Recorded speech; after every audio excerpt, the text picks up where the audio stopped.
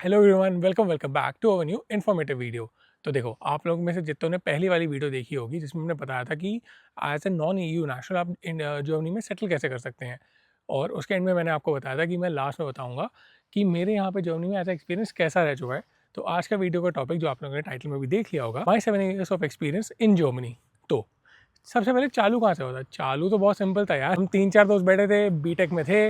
BTech में रात रात तक बातें होती है। बातें करते हुए सोचा कि यार जॉब वॉब तो ठीक है, पर साथ में मास्टर्स कहाँ से करें।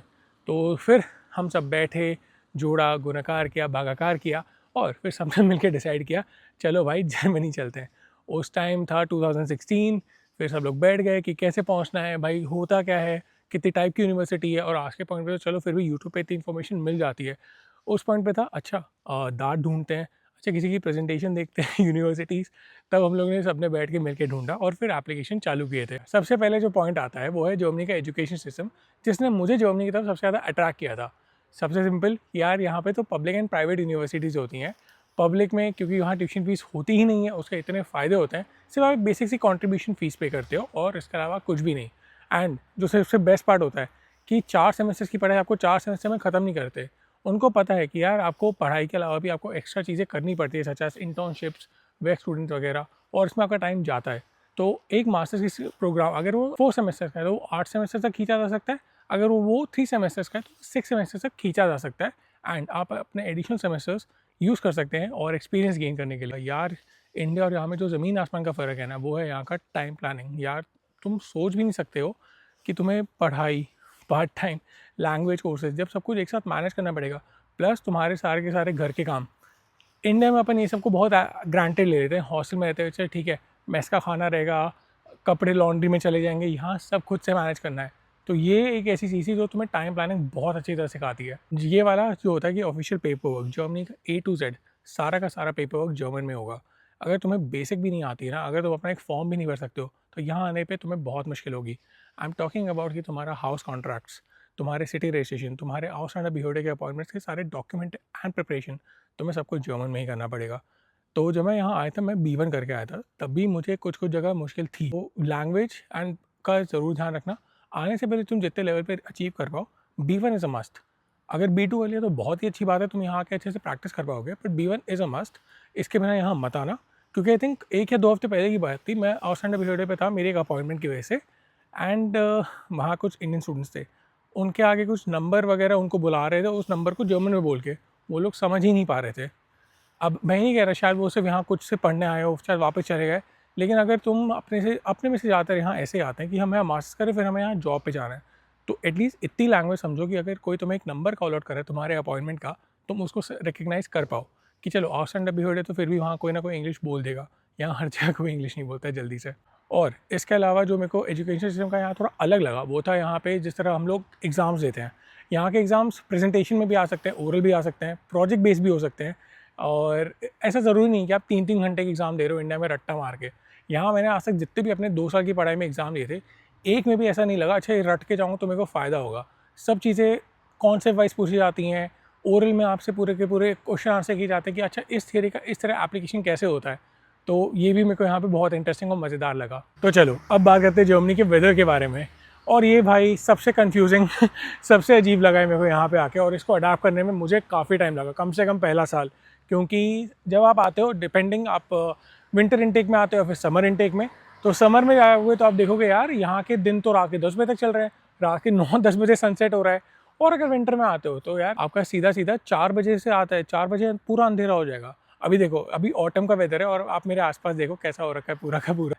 अपने को आदत है कि आराम से रात तक 5-6 बजे वाले अंधेरे होने की, शाम होने की, और यहाँ पे जब 3-4 बजे विंटर्स में अंधेरा होता है, इतना डिप्रेसिंग लगता है। दिसंबर और नवंबर आप फिर भी निकाल सकते हो क्योंकि अभी क्रिसमस के मार्केट लग जाएंगे, सब कोई हैप्पी होगा, फेस्टिवल माहौल होगा।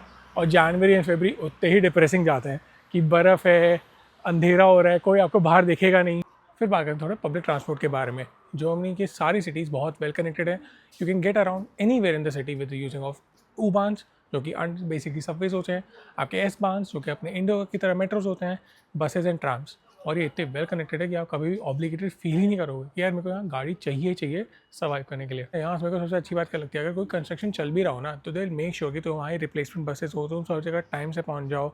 वो ऐसा नहीं तुम्हें फील करेंगे। अच्छा, रात तक की बसेस चलती हैं, late night buses, late night metros, आपको कभी भी दिक्कत नहीं होगी और आप कभी भी इनमें अनसेफ फील नहीं करोगे। ये बहुत ही अच्छी तरह मेंटेन होती हैं, अंदर से क्लीन होती है, तो आपको लगता है कि हाँ यार, you are paying for something that is worth it. यार पहले तो फिर भी ऐसा था कि हर सिटी की अपनी अपनी टिकट्स होती थी, एक स्टेट की टिकट हो सकती थी। जब से डॉइचलैंड टिकट आई है, इस चीज़ को 1-2 साल हो गए हैं, पूरे कंट्री की एक टिकट है। यानी मैं हैम्बर्ग में बैठा हूँ और ये सेम टिकट मेरी बर्लिन भी चलेगी, म्यूनिक भी चलेगी, हर एक जगह के पब्लिक ट्रांसपोर्ट में चलेगी। तो ये भी बहुत अच्छी है। And it is just 58 euros, like यानी कि ऑलमोस्ट 6,000 रुपये एक महीने के, और मैं जर्मनी की सभी लोकल और रीजनल ट्रेन्स और रीजनल ट्राम्स सब यूज़ कर सकता हूँ। तो चलो अब जो अगले टॉपिक की बात करेंगे वो है यहाँ के कल्चर शॉक्स, जो मेरे को आते इतने सारे लगे थे। सबसे पहले हम लोग जब यहाँ नए नए स्टूडेंट्स आए थे ना यार, आते हुए बोला अच्छा पानी पीना है, पानी तो तुम वॉशरूम से भर लो। हमने बोला क्या?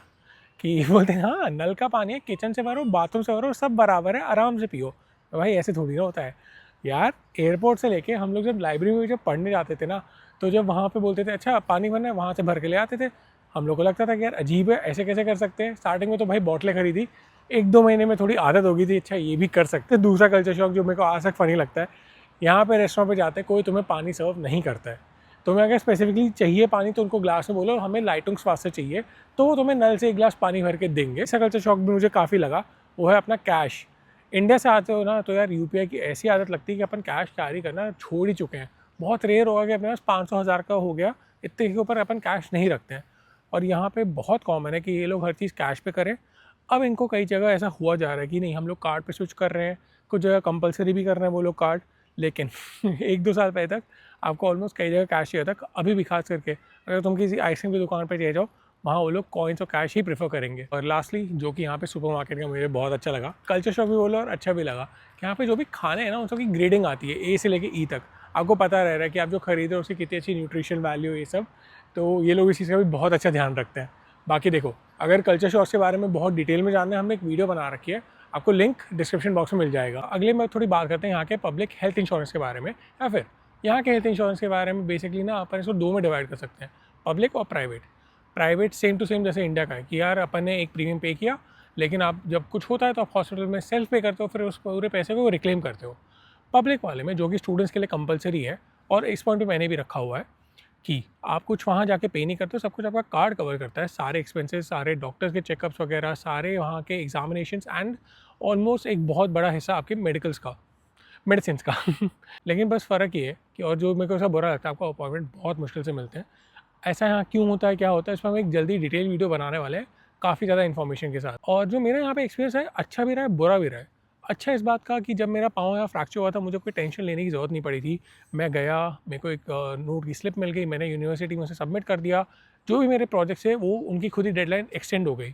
तो क्योंकि ये बस मेरी डॉक्टर की स्लिप थी, यहाँ पे वो सब कुछ माना जाता है कि यार डॉक्टर की स्लिप है, हाँ इसको उसके अलावा कोई आपको डॉक्यूमेंट दिखाने की ज़रूरत नहीं है, वो सबसे ज़्यादा हाईएस्ट प्रायोरिटी पे रहता है। तो चलो अब अगले टॉपिक की बात करते हैं, वो है मेरी बेसिकली जॉब के बारे में। यार यहाँ पे ना जर्मनी में मैं ये मानता हूँ कि हर साल जॉब मिलना ऑब्वियसली मुश्किल हुए जा रहा है। तो अगर मेरे को अभी भी कोई न्यू कमर मिलता है ना, वो बोलता है जॉब आपके टाइम पे ईजी थी, हाँ हाँ होगी, तुमसे कंपेरेटिवली वो जॉब हमेशा ईजी रही। हम भी अपने सीनियर्स को ऐसे ही बोल रहे थे। तो जॉब मार्केट ऑब्वियसली यहाँ मुश्किल हुए जा रहा है, सप्लाई एंड डिमांड की बात है।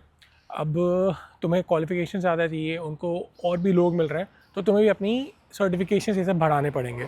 अगर मैं 2021 की बात करूँ कि जब मैंने जॉब एप्लीकेशन अपने थीसिस के टाइम पे अराउंड चालू कर रहे थे अप्लाई करना सब जगह, तो मेरे को ध्यान है कि हम लोग उस टाइम कहीं भी एआई वगैरह तो यूज़ करते नहीं थे। कि जॉब पकड़ी उसके मुताबिक अपनी सीवी टेलर कर ली, अपने कवर लेटर्स वगैरह टेलर कर लिए, सर्टिफिकेशंस वगैरह। तो ये बात अभी थोड़ी आसान हो गई है। आपको सिर्फ ये नहीं करना कि आप सिर्फ लिंक्डइन की बेसिस पर हर जगह ढूंढ रहे हो। यार जर्मनी के बहुत अलग अलग पोर्टल्स हैं, स्टेपस्टोन वगैरह, इंडीड, आप बहुत जगह ट्राई कर सकते हो। सबसे अच्छा ईजी तरीका होता है कि यार कॉन्टैक्ट्स बनाना, उसके बेसिस पे आपको जॉब सबसे ईजिली और बहुत ही एफिशिएंटली मिल भी जाएगी। और यहाँ ज़्यादातर ना जॉब वाले प्रोसेस आपको कम से कम 2 से 3 इंटरव्यूज होते हैं। कि सबसे पहले आपका हो गया एक बेसिक इंटरव्यू एचआर के साथ में, फिर आपका एक्सपर्ट के साथ में इंटरव्यू होता है, और कुछ केसेस में आपका अपनी टीम के साथ भी इंटरव्यू होता है। तो यहाँ जॉब के प्रोसेस ईजिली 2 से 4 हफ्ता कर सकता है, इतना बहुत ही नॉर्मल टाइम है एक जॉब का। इसके अलावा यहाँ काफ़ी केसेस होते हैं कि आपको गोस्ट कर दिया जाता है, आपको बहुत एक जेनेरिक ईमेल मिल जाता है कि अच्छा हम आपसे बेटर कैंडिडेट मिल गया, या फिर आप अच्छे हो लेकिन आपका एक्सपीरियंस काफ़ी नहीं है, ब्ला ब्ला। तो ये सब के लिए तैयार रहना। यहाँ कोई ऑन कैंपस प्लेसमेंट नहीं होने वाला है, तुमको जो भी करना है आपके खुद के बेसिस पे करना है। लेकिन जब यहाँ जॉब चालू हो जाती है ना, you are not a number, you are a person over here. वो लोग ध्यान रखते हैं कि यार तुम्हारी मेंटल हेल्थ ही इंपॉर्टेंट है, तुम यहाँ पे एक अच्छे फिट हो कि नहीं हो, तुम इस जॉब को वैल्यू देते हो कि नहीं हो। यहाँ पे ये सब बहुत मैटर करता है। वो तुम्हें एक मशीन नहीं मान के चलेंगे कि तुम एक रोबोट बन गए हो, इसे काम करवाते जाओ। वो जानते हैं कि तुम्हारी जॉब के बाहर एक पूरी की पूरी लाइफ है। यहाँ पे यूरोप में वर्क लाइफ बैलेंस इतना इंपॉर्टेंट है, और मैं उनमें से हूँ जिसने इंडिया में काम नहीं किया था, तो मुझे पता है कि यहाँ मैंने सब कुछ यहीं से देखा है। काम है, आपके काम की डेडलाइन है, अगर आपने उस टाइम पे काम अच्छे से कर लिया है तो बढ़िया है, और अगर नहीं भी कर पा रहे हो तो आप सही टाइम पे सबको इन्फॉर्म करो, एक चीज़ों का एक कल्चर बनाओ। कोई भी तुम्हें यहाँ डिग्रेड नहीं करने वाला है कि तुम्हारा काम तुम्हें उल्टा, वो तुम्हें सपोर्ट करके हेल्प करेंगे। तो ये मेरे को काफ़ी फ़र्क लगा है जितना मैंने इंडिया में देखा है और जितना मैंने यहाँ खुद एक्सपीरियंस किया है। अगला टॉपिक बढ़ते हैं अपन टैक्स ऑफ इंफ्रास्ट्रक्चर के बारे में। पूरी दुनिया में ढिंडोरा पीट के रखा है कि यार जर्मनी 40% टैक्स लेता है, ये है बहुत हाई टैक्सेस है। पर तुम्हें उस टैक्स के बदले में मिलता क्या है? यहाँ पे तुम्हें पूरा इंफ्रास्ट्रक्चर मिल रहा है कि देखो आसपास देखो कितना वेल मेंटेन्ड है, क्लीन है, यहाँ हर बार कुछ ना कुछ डेवलप होता रहता है। तुम्हारा एक अच्छा well functioning public health system है।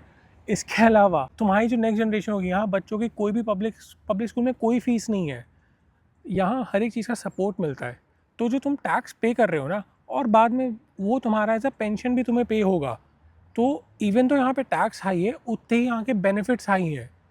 आज के पॉइंट पे इंडिया पकड़ लो, अगर तुम्हारी एक वेल पेइंग जॉब है, मतलब 18-20 लाख होगी, 30 लाख के पैकेजेस है तुम्हारे, तुम 20 से 30% टैक्स दे रहे हो।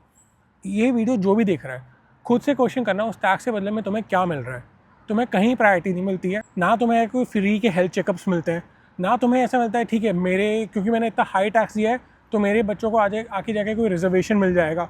कुछ नहीं है। इवन तो यहाँ पे हाई टैक्सेस हैं, उसके उतने ही बेनिफिट्स हैं, और यहाँ पे आराम से वो इंफ्रास्ट्रक्चर जो डेवलप हो रहा है, डजेंट मैटर कि तुम फिर 2000 यूरो कमा रहे हो महीने के या तुम 4000 यूरो कमा रहे हो महीने के, वो सबके लिए यहाँ बराबर है। अब इतनी बात बोली दी है तो एक और बात बता दो जो मेरे दिल के बहुत पास रही है यहाँ पे आने के बाद, और मेरे को 7 साल में इतना मैंने यहाँ पे जिस चीज़ को एक्सपीरियंस किया ना, शायद ही कहीं मैंने और देखा है।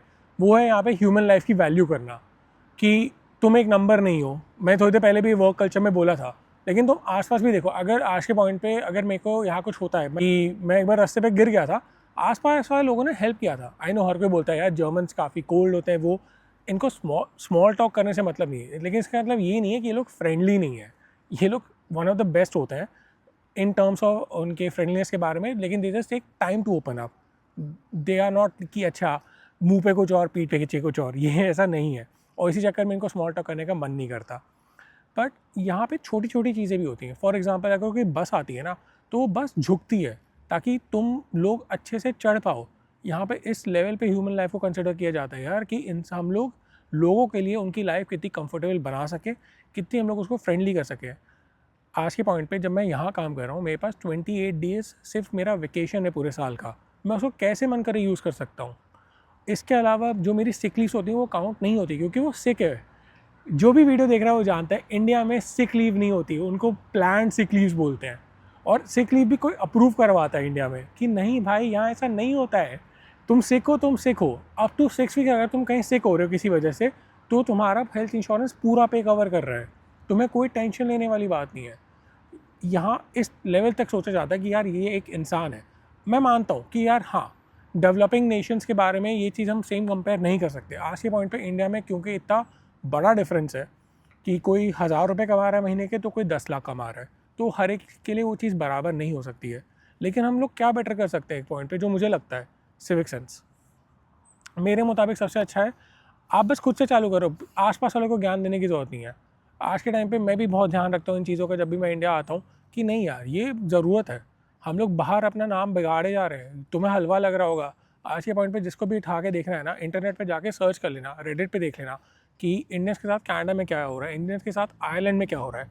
और मैं ये मानता हूँ अगर हम लोगों ने इस चीज़ पर ध्यान नहीं दिया, 5-10 साल बाद इंडियंस का जर्नी भी वही होगा।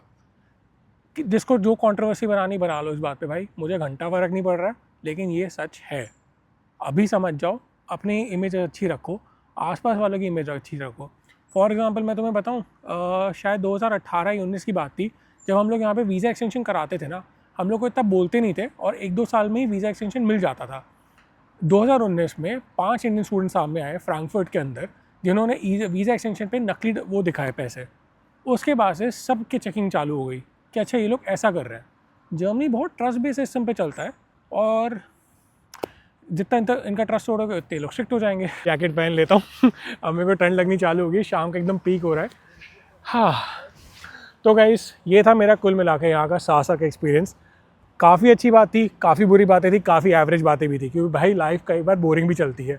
लेकिन होपफुली मैं आपको शेयर कर पाया हूँ और आपको ये चीज़ इंटरेस्टिंग भी लगी कि यहाँ पे रह के कैसा रहता है और ये एज़ कम्पेयर टू इंडिया यहाँ पे लाइफ कैसी है।